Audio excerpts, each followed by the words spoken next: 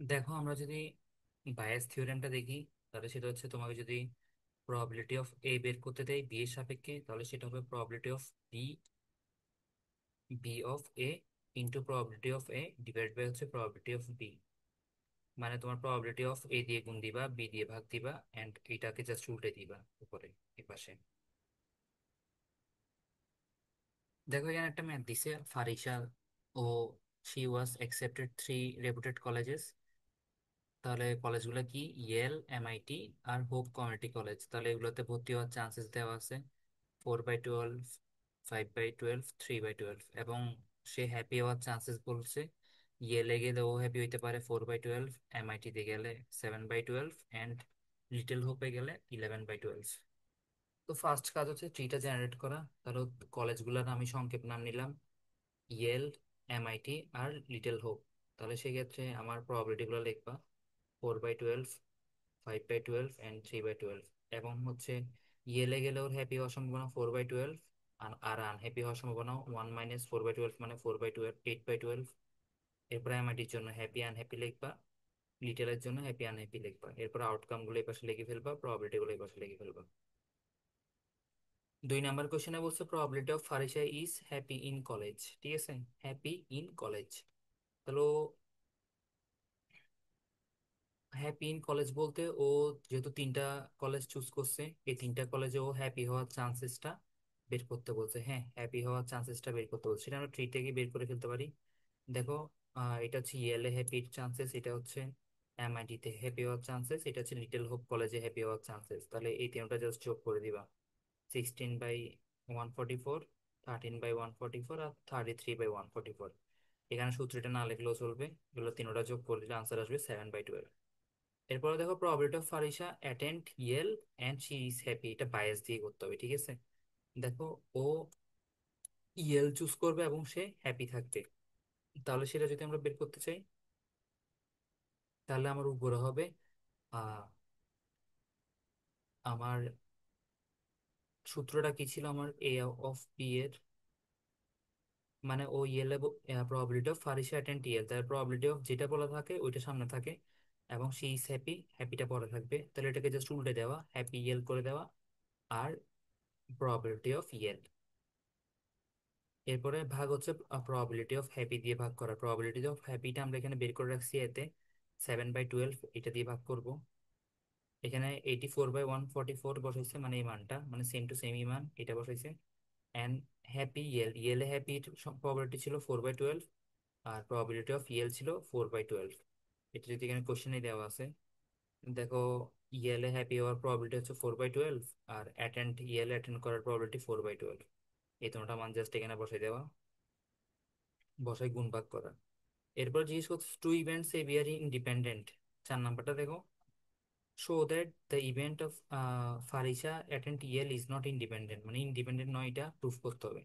যদি ইন্ডিপেন্ডেন্ট হয় তাহলে সূত্র হচ্ছে এটা P intersection P of A intersection B সমান সমান P into A, P into B, এটা দেখাইতে হবে। তাহলে আমার দেখো, ওর ফারিসার ফারিসা হ্যাপি, দেখো ইয়েলে হ্যাপি হওয়ার প্রবাবিলিটি এটা দিয়ে বুঝায় যে, দেখো, ইয়েল ইন্টারসেকশন হ্যাপি। ঠিক আছে, এটা আমরা ট্রি থেকে বের করে নিতে পারি। এটা হচ্ছে এটা YH, মানে ইয়েলে হ্যাপি হওয়ার প্রবাবিলিটিটা কত? 16/144 সমান সমান 1/9। তাহলে সেটা হচ্ছে 1/9। ঠিক আছে, এরপর হচ্ছে আমার সূত্রতে এখানে বাম পক্ষর মানে এটা, ডান পক্ষর মান সেম আসতে হবে। ডান পক্ষ কি? ওয়াই ইন্টারসেকশন এইচ সমান সমান P of Y intersection P of H. তাহলে এটা যদি আমরা বের করার চেষ্টা করি, তাহলে পি অফ ওয়াই আর পি অফ এইচ গুণ করবা। পি অফ ওয়াই হ্যাপি হওয়ার প্রবাবিলিটি কত ছিল, আর পি অফ এইচ আমার পি অফ ইয়েলের প্রবাবিলিটি কত আর হ্যাপি হওয়ার প্রবাবিলিটি কত, হলো গুণ করবো। তাহলে আমরা দেখো হ্যাপি হওয়ার প্রবাবিলিটিটা 1 নম্বরে বের করে রাখছি 7/12, এটি এখানে 7/12 বসাবা। আর কোশ্চেনে 4/12 প্রবাবিলিটি অফ ইয়েলের প্রবাবিলিটিটা দেওয়া আছে, তাহলে এটা বেড়েছে 7/36। তাহলে দেখো, বাম পক্ষ সমান ডান পক্ষ হচ্ছে কিনা।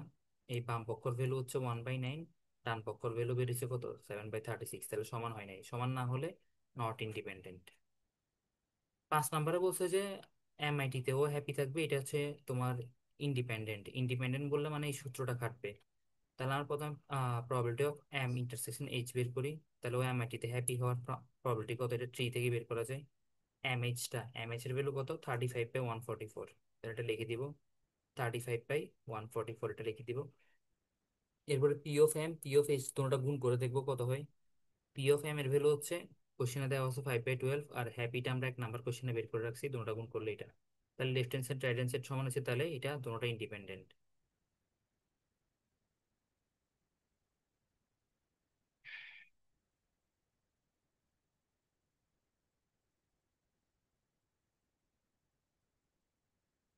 তারপরে এখানে ওয়ানের এর অরটাও অনেকটা সেম টু সেম কোয়েশ্চেন। তারপরে আমরা আর একটা মেথে যাই।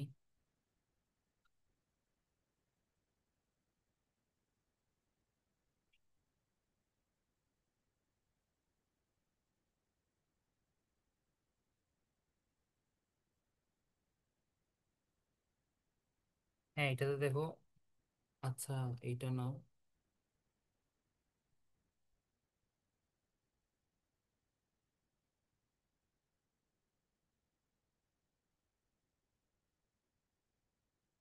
হ্যাঁ, এইটা 6 এর সাইড, সিট।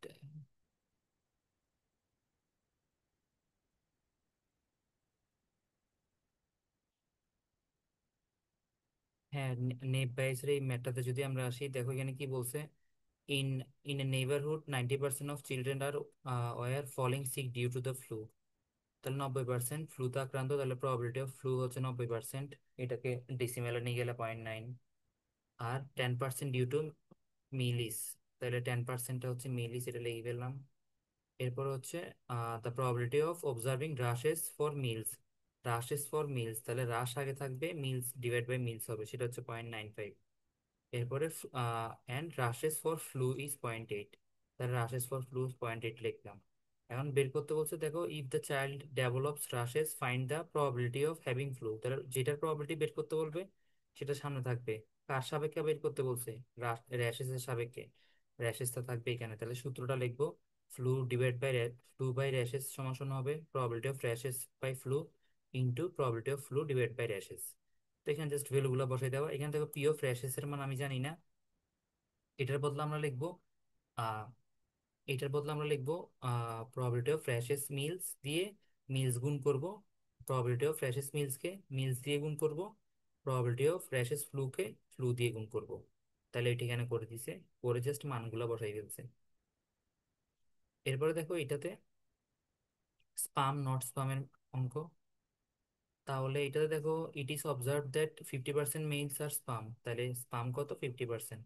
তাহলে নট স্পাম কত হবে, 1 থেকে বিয়োগ দিলে 0.5কে 1 থেকে বিয়োগ দিলে 0.5 বের হবে। এরপরে দেখো reaching accuracy for detecting the spam is 99%, and chances of tagging a non spam mail is 0.5%। তাহলে এখানে tagging tagging a non spam mail, ঠিক আছে। তাহলে এখানে ট্যাগটাকে আমাকে ধরতে হবে, ট্যাগিং এ নন স্পাম। তাহলে ট্যাগটা আগে, নট স্পামটা পরে। সেই জন্য এটার প্রবাবিলিটি হচ্ছে 5%। আর 99% হচ্ছে ট্যাগ হিসেবে করছি ফর ডিটেক্টিং স্পাম। এটা ট্যাগ স্পাম হচ্ছে কত, 99%। তাহলে ট্যাগ স্পাম আমরা 99% লিখলাম। এখন বের করতে বলছে যে if a certain mail is tagged as a spam find the probability of not spam. তাহলে প্রবাবিলিটি অফ নট স্পাম বলছে না, তাহলে নট স্পামটা আগে থাকবে, এরপর থাকবে ট্যাগ। তাহলে সূত্রটা লিখবো, নট স্পাম ট্যাগ সমান সমান tag not spam into not স্পামটা এখানে থাকবে, এরপরে divide by P tag. P ট্যাগের মান এখানে দেওয়া নাই আমার, তাহলে আমি এটা আগে সূত্র মতন বের করে নিব। পি ট্যাগের বদলে আমরা কি লিখবো, P tag spam into P spam, P tag not spam into P not spam, এর লিখে এরপরে সূত্রটা লিখে দিব। এয়ারক্রাফটের ম্যাথটাও same. If a aircraft is present in the certain area, a radar detects it is generate an alarming signal with the probability of 99%। ঠিক আছে। তাহলে দেখো এখানে আমার এ তো সমান সমান aircraft is present, alarm is কি, সিগন্যাল দিচ্ছে আর কি, অ্যালার্ম সিগন্যাল দিচ্ছে বা অ্যালার্ম ধরতে পারো বিকে। তাহলে আমি যদি এটাকে লিখি বি বাই এ, এটা কেন বি বাই এ হয়েছে দেখো, 0.19টা if an aircraft is present in the area, a radar detects and generate alarm signal with probability। তাহলে অ্যালার্ম প্রবাবিলিটি দেওয়া আছে এখানে, ঠিক আছে? ওই জন্য প্রবাবিলিটির সাথে বিটা আগে হয়েছে, এটা পরে হয়েছে, ওই জন্য এত।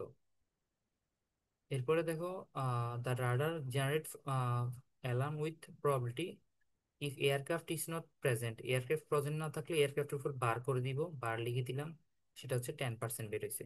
এরপর দেখো পি অফ এ দেওয়া আছে, সেটা হচ্ছে কত? P of A 0.4।